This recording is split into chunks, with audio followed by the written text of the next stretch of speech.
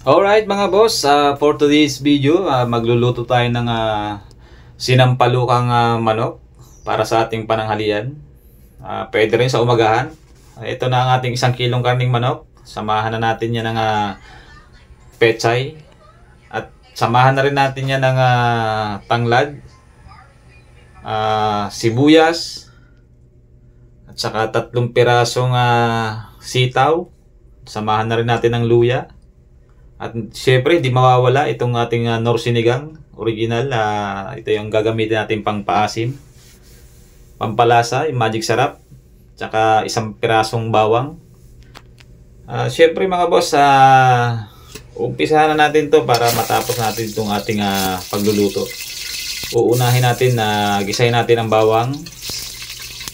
Tapos sunod natin dyan is luya, para matanggal natin yung lansa ng ating karning manok. At siyempre mga kaibigan, ang sibuyas hindi rin mawawala, isasama rin natin yan. So pantanggal din ng lansa yan, sibuyas. So kunting halo-halo lang, ibaba na natin ang sibuyas. At saka pagkatapos ito mo, kunting halo lang. Pagka medyo nag-brownish na yung ating mga sangkap, ilalagay na natin yung ating siyempre yung pinaka main ingredients natin dito, yung pinaka natin yung 1 kilong karning manok. Alright mga boss, tuloy-tuloy lang sa panonood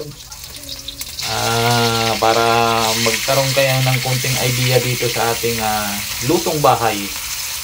Ibig sabihin ay lutong Pinoy, sinampalukang manok na yan. Ang ginamit natin pang paasim ay yung walang iba kundi yung Knorr Sinigang sa sampalok.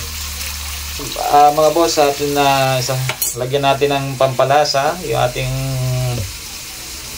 ating pakukulang manok, kunting asin, paminta, lagyan na rin natin para habang pinapakuluan natin yung lasa is kumapit. Kunting tubig para habang pinapakuluan natin is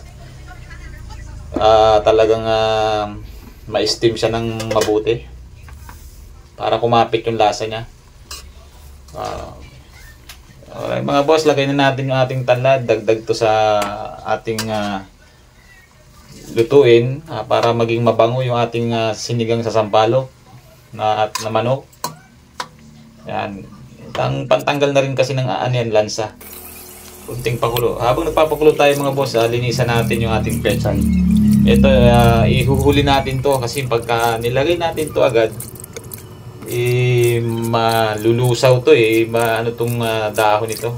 So dapat ito nilalagay natin pag malapit na tayong matapos sa ating pagluluto. Ayan mga boss, kunting tiyaga-tiyaga lang, matatapos din natin tong ating lutong Pinoy. Talagang napakasarap itong aking special, para sa akin special to itong sinigang sa sampalok na to Pagka akong nagluto, wala akong ibang maisip kundi sinigang sa sampalok Ayan mga boss, medyo okay na, malapit na tayo sa katotohanan. So maya lagyan natin ng tubig. Yung paglalagyan ng tubig mga boss, ito ano yan, nakadepende sa inyo yan. Kung gusto nyo marami, kung gusto nyo sakto lang. Yung pagsakto lang, yung parang yung lasa hindi mawala. Yan boss, nilagyan na natin ng sili. Dagdag din niya sa mga ano natin para bumango o mawala yung amoy ng manok, yung lansa. Alright mga boss, ito na yung tubig na sinasabi ko. Nakadepende yung tubig sa sa inyong kagustuhan. Kung gusto nyo yung lunod na lunod sa tubig para maraming mahigop na sabaw, nasa inyo po yan. Basta yung lasa niya hindi mawala. Kung matabang, dagdagan nyo lang ng pampalasa, konting asin o anuman. Yung magic sarap, kahit hindi masyado kasi may sinigang sa sampalok, napaka ano na yan napaka lasa na yan Yan ito na yung sinigang natin sa sampalok mga kaibigan, mga boss. Kunting oras na lang, malapit nang ihain natin ang ating sinigang sa sampalok. Ito na nga sinasabi ko sa inyo mga boss, yung pechay ay laging nasa huli ang paglalagay kasi pag nilagay nyo sa umpisa pa lang, malulusaw yung magba-brownish yung kanyang itsura. Maganda tingnan pagka medyo green pa yung makikita mo pag inahon mo dun sa ano sa kalan yung ating petsay. Pagkatapos yan, ito na, ito pagsasandok natin ito, isi-serve natin dun sa ating mga kasama dito sa bahay.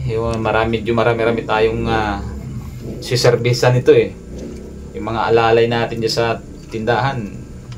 Parang tayo, kumbaga tayo na yung magluluto para maservisyohan natin ng maganda yung ating mga kasama sa bahay. Paglutuan natin ng napakasarap na ulam para naman masulit nila yung kanilang kahit mapagod sila sa looban na maghapon solve naman sila sa pagkain. Di ba mga boss? Yan. Ayan ang itsura niya, no? Ito yung sinasabi ko. Ito kasi paborito ko sa manok, yung pakpak Yan. Okay mga boss, sana nagustuhan nyo itong aking video. Kung nagustuhan nyo, paki-like na rin tong video ko. Kung mas okay, sana kung may share nyo pa. Kaya maraming salamat sa inyo mga boss sa inyong panunood. Hanggang sa muli, hanggang sa susunod na video. Yan. Kita mo